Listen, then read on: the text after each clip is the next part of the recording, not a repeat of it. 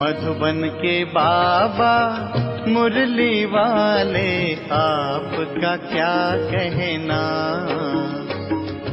आपका क्या कहना। ओम शांति।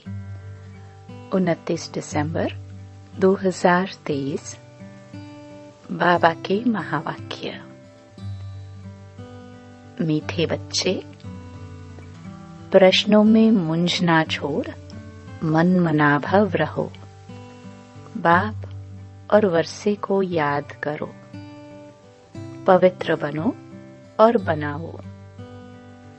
प्रश्न।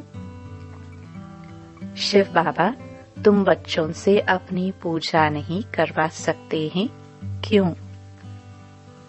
उत्तर। बाबा कहते, मैं तुम बच्चों का मोस्ट ओबीडिएंट सर्वेंट हूँ।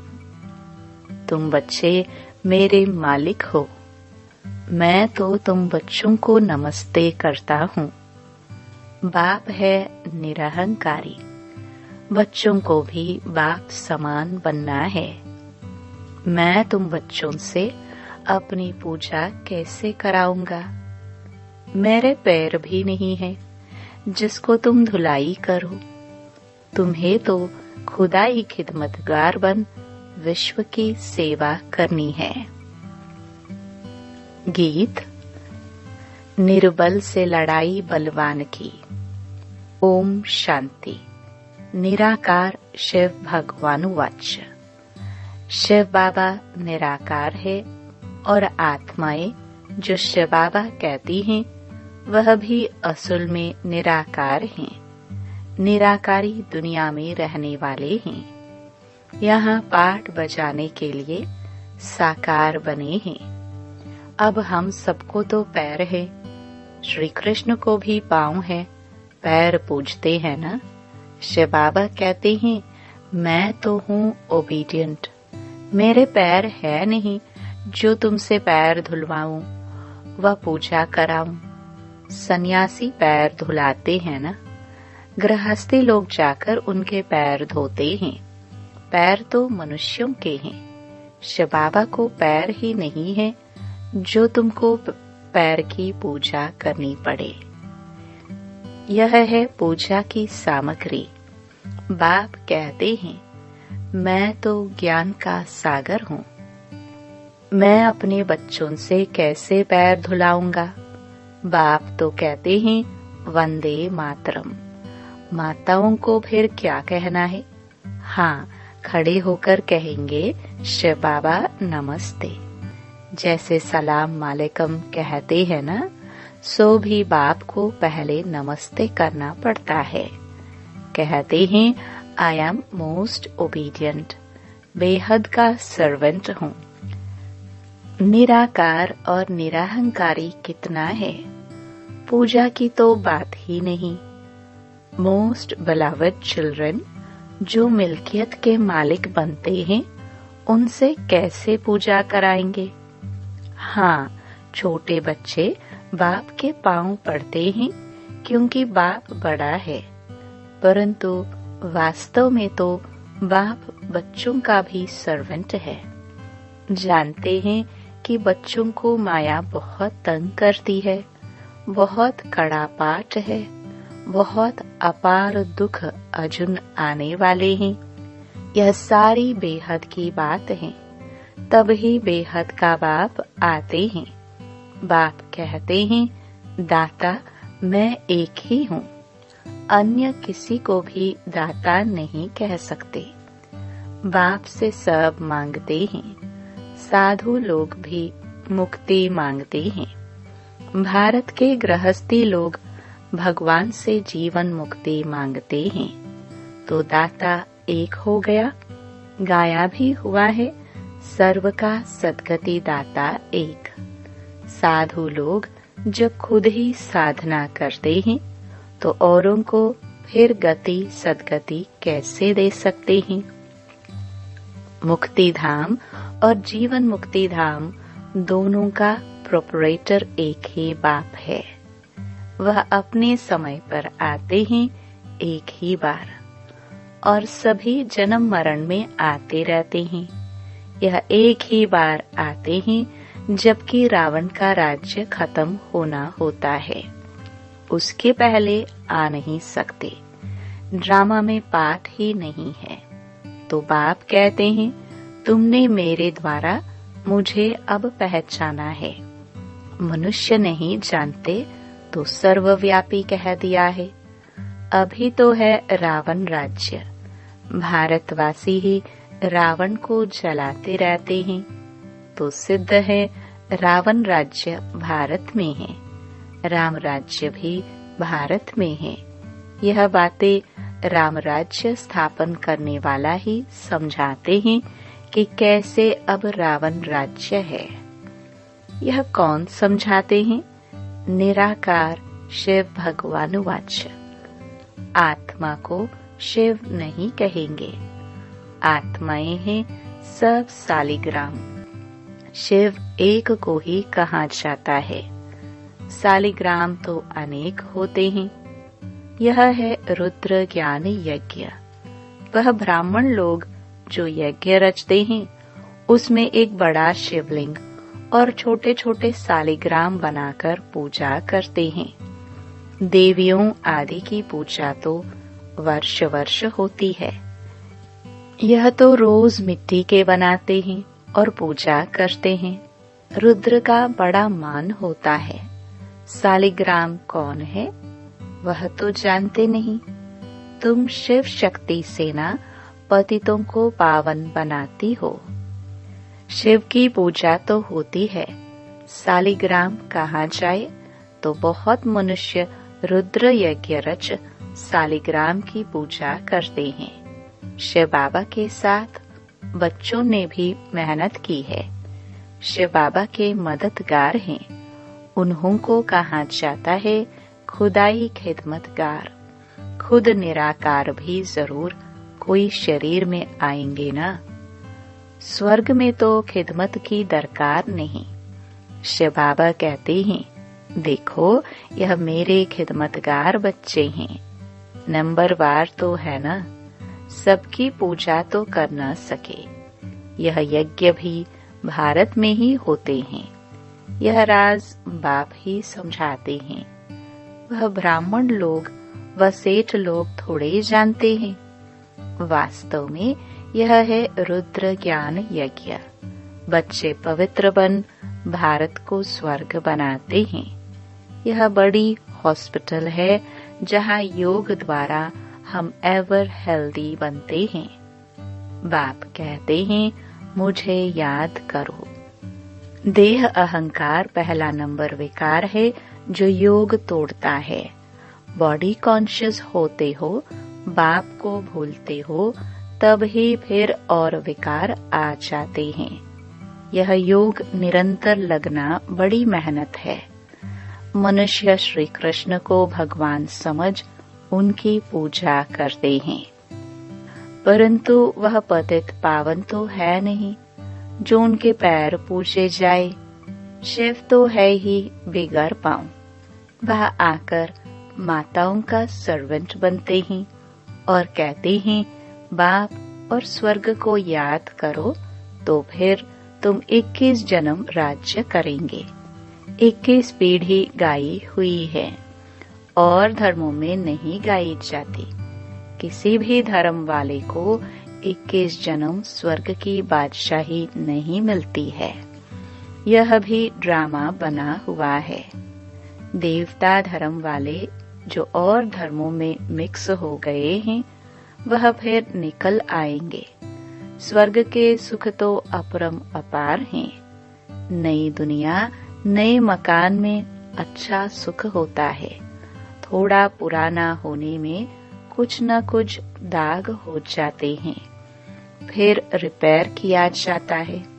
तो जैसे बाप की महिमा अपरम अपार है, वैसे स्वर्ग की महिमा भी अपरम अपार है, जिसका मालिक बनने का तुम पुरुषार्थ कर रहे हो और कोई स्वर्ग का मालिक बना न सके। तुम बच्चे जानते हो विनाश की सीन बड़ी दर्दनाक है। उनके पहले बाप से पूरा वर्षा ले लेना चाहिए। बाप कहते हैं अब मेरे बनो, अर्थात ईश्वरीय गोद लो। शिव बाबा बड़ा है ना, तो तुमको प्राप्ति बहुत है। स्वर्ग के सुख अपरम अपार है। नाम सुनते ही मुख पानी होता है। कहते भी हैं फलाना स्वर्ग पधारा। स्वर्ग प्यारा लगता है ना, यह तो है ही नरक। जब तक सतयुग न हो तब तक स्वर्ग में कोई जा ना सके। बाप समझाते हैं यह जगदम्बा जाकर फिर स्वर्ग की महारानी लक्ष्मी बनती है। फिर बच्चे भी नंबरवार बनते हैं। मम्मा बाबा जास्ती पुरुषार्थ करते हैं। राज्य तो वहाँ बच्चे भी करेंगे ना, सिर्फ लक्ष्मी नारायण तो नहीं करेंगे। तो बाप आकर मनुष्य से देवता बनाते हैं, पढ़ाते हैं। अगर कहते श्री कृष्ण बनाते हैं तो फिर श्री कृष्ण को तो ले गए हैं द्वापर में। द्वापर में तो देवता होते नहीं। सन्यासी कह न सके कि हम स्वर्ग जाने के लिए रास्ता बताते हैं। उसके लिए तो भगवान चाहिए। कहते हैं मुक्ति जीवन मुक्ति के द्वार कलयुग के अंत में खुलेंगे। यह है रुद्र ज्ञान यज्ञ। मैं हूँ शिव रुद्र और ये है सालिग्राम। ये सब शरीरधारी हैं। मैंने शरीर का लोन लिया हुआ है। यह सब ब्राह्मण है। ब्राह्मण बिगर यह ज्ञान कोई में होता नहीं, शूद्रों में भी नहीं है। सतयुग में देवी देवताएं तो पारस बुद्धि थे, जो बाप ही अब बनाते हैं। सन्यासी किसको पारस बुद्धि बना न सके। भल खुद पवित्र हैं, फिर भी बीमार हो पड़ते हैं। स्वर्ग में कभी बीमार नहीं पड़ेंगे। वहाँ तो अपार सुख है। इसलिए बाप कहते हैं पूरा पुरुषार्थ करो। रेस होती है ना, यह है रुद्र माला में पिरोने की रेस। अहम आत्मा को दौड़ी लगानी है योग की। जितना योग लगाएंगे तो समझेंगे यह तीखा दौड़ रहा है। उनके विक्रम विनाश होते जाएंगे। तुम उठते बैठते चलते फिरते यात्रा पर हो। बुद्धि योग की यह बहुत अच्छी यात्रा है।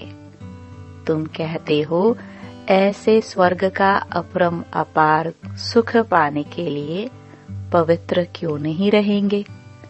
हमको माया हिला नहीं सकती। प्रतिज्ञा करनी होती है। अंतिम जन्म है, मरना तो है ही, तो क्यों नहीं बाप से वर्षा ले लेवे। कितने बाबा के बच्चे हैं, प्रजापिता है तो जरूर नई रचना रचते हैं। नई रचना होती है ब्राह्मणों की। ब्राह्मण है रूहानी सोशल वर्कर। देवता तो प्रारब्ध भोगते हैं। तुम भारत की सर्विस करते हो, इसलिए तुम ही स्वर्ग के मालिक बनते हो। भारत की सर्विस करने में सबकी सर्विस हो जाती है। तो यह है रुद्र ज्ञान यज्ञ। रुद्र शिव को कहा जाता है, न कि श्री कृष्ण को। श्री कृष्ण तो सतयुग का प्रिंस है। वहाँ यह यज्ञ आदि होंगे नहीं। अभी है रावण राज्य, यह खलास होना है।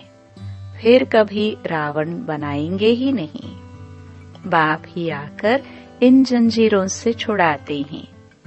इस ब्रह्मा को भी जंजीरों से छुड़ाया ना। शास्त्र पढ़ते पढ़ते क्या हालत हुई है।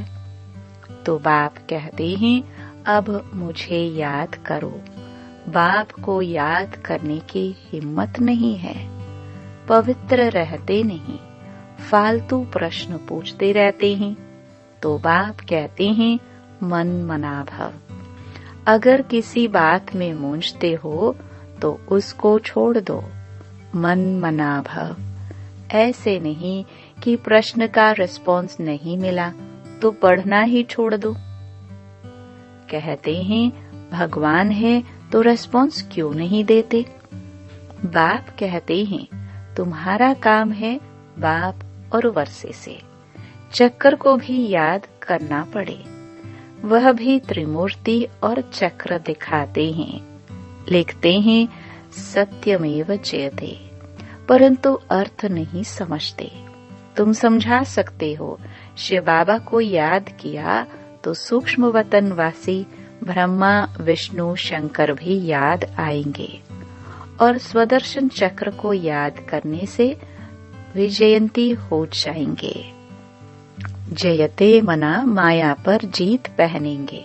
कितनी समझ की बात है। यहाँ कायदे हैं। हंसों की सभा में बगुले बैठ न सके। बीके जो स्वर्ग की परी बनाती हैं, उन पर बड़ी रिस्पॉन्सिबिलिटी है। पहले जब कोई आते हैं तो उनसे हमेशा ये पूछो, आत्मा के बाप को जानते हो? प्रश्न जो पूछते हैं तो जरूर जानते होंगे। सन्यासी आदि ऐसे कभी नहीं पूछेंगे। वह तो जानते ही नहीं। तुम तो प्रश्न पूछेंगे, बेहद के बाप को जानते हो? पहले तो सगाई करो। ब्राह्मणों का धंधा ही ये है। बाप कहते हैं, हे आत्माएं, मेरे साथ योग लगाओ क्योंकि मेरे पास आना है। सत्युगी देवी देवताएं बहुत काल से अलग रहे हैं, तो पहले पहले ज्ञान भी उनको ही मिलेगा। लक्ष्मी नारायण ने 84 जन्म पूरे किए हैं, तो उनको ही पहले ज्ञान मिलना चाहिए। मनुष्य सृष्टि का जो झाड़ है उसका पिता है ब्रह्मा और आत्मा का पिता है शिव। तो बाप और दादा है ना, तुम हो उनके पोत्रे। उनसे तुमको ज्ञान मिलता है। बाप कहते हैं, मैं जब नरक में आऊं तब तो स्वर्ग रचूं। शिव भगवान वाच। लक्ष्मी नारायण त्रिकालदर्शी नहीं है। उनको यह रचता रचना का ज्ञान है नहीं, तो अपरम अपार कैसे चले? कई समझते हैं यह तो सिर्फ कहते रहते हैं, मौत आया कि आया, होता तो कुछ नहीं है। इस पर एक मिसाल भी है ना। उसने कहा शेर आया, परंतु शेर आया नहीं। आखिर एक दिन शेर आ गया, बकरियां सब खा गया। यह बातें सब यहाँ की हैं। एक दिन काल खा जाएगा, फिर क्या करेंगे? भगवान का कितना भारी यज्ञ है। परमात्मा के सिवाय तो इतना बड़ा यज्ञ कोई रच न सके। ब्रह्मा वंशावली ब्राह्मण कहलाकर पवित्र न बना तो यह मरा। शिव बाबा से प्रतिज्ञा करनी होती है। मीठा बाबा, स्वर्ग का मालिक बनाने वाला बाबा, मैं तो आपका हूँ, अंत तक आपका होकर रहूंगा। ऐसे बाप को अथवा साजन को फारकती दी तो महाराजा महारानी बन नहीं सकेंगे। अच्छा, मीठे मीठे सिखिलदे बच्चों प्रति माता पिता बाप दादा का याद प्यार और गुड मॉर्निंग। रूहानी बाप के रूहानी बच्चों को नमस्ते। धारणा के लिए मुख्य सार। पहला, सच्चा खुदाई खिदमतगार बन भारत को स्वर्ग बनाने में बाप को पवित्रता की मदद करनी है। रूहानी सोशल वर्कर बनना है। दूसरा, किसी भी प्रकार के प्रश्नों में मूंझकर पढ़ाई नहीं छोड़नी है।